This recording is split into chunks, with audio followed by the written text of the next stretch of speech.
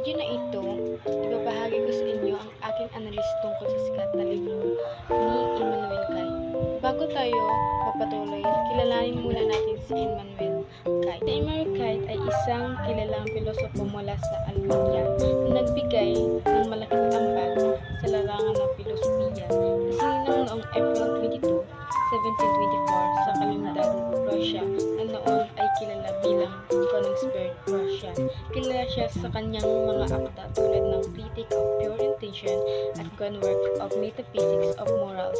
Ang Critic of Pure Reason ni Immanuel Kant, na orihinal na pinamagatang Critic der Rechten Vernunft sa Aleman, ay isang mahalagang aklat sa kasaysayan ng filosofiya.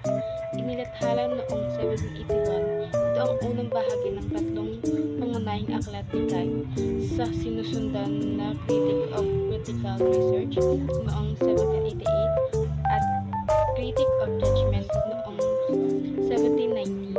Ang Critic of Pure Reason ay naglalayong suriin ang kakayahan ng tao na mag-isip at magkaroon ng kaalaman.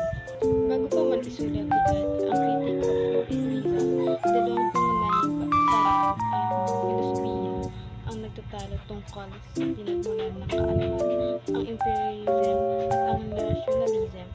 Ang mga empiricists tulad ni John Locke at David Hume naniniwala na ang lahat ng kaalaman ay nagmula sa karanasan, samantala ang mga rationalistic tulad ni John Frederick William Dembries naniniwala na ang ilang kaalaman ay likas na nasa isip ng tao.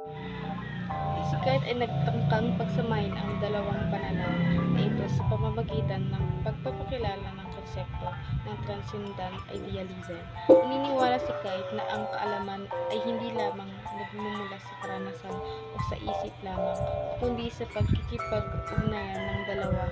Ang isip ayon kay Kant ay may mga empirical na kategorya o mga konsepto na ang ginagamit ito upang maunawaan ang mundo. Ang mga kategoryang ito ay hindi nagmumula sa karanasan, kundi ginagamit ng isip upang maayos at maunawaan ang mga karanasan. Ano ba ang layunin ni Kant? Ang pangunahing layunin ng Critic of Pure Reason ay upang matukoy ang mga limitasyon ng tao sa pag-uunawa sa mundo.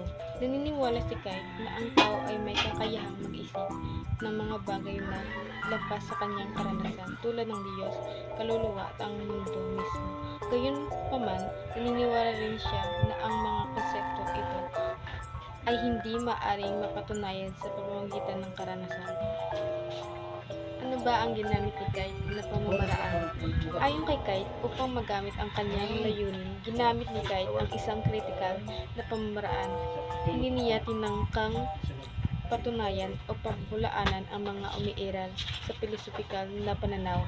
Sa halip, sinuri niya ang mga kakayahang ng isip mismo upang maunawaan kung anong ang imposible at imposible para sa taong na malaman. Halimbawa, phenomena. Ang mga bagay na ating nararanasan, ang mga ito ay hindi ang mga bagay mismo, kundi ang mga representasyon ng mga bagay sa ating isip. Ang Critic of Pure Reason ay isang napakahalagang aklat sa kasaysayan ng filosofiya. Ito ay nagbibigay ng pananaw sa kalikasan ng kaalaman at nagbukas ng daan para sa mga bagong paaralan ng filosofiya tulad ng German idealism. Ang mga idea ni Kant ay nagkaroon ng malaking impluwensya sa iba pang larangan tulad ng sining, panitikan at agham. Ang kanyang mga idea tungkol sa kalikasan, isip at ang mga limitasyon ng tao sa pangunawa sa mundo ay patuloy na pinag-uusapan at pinag-aaralan hanggang sa ngayon.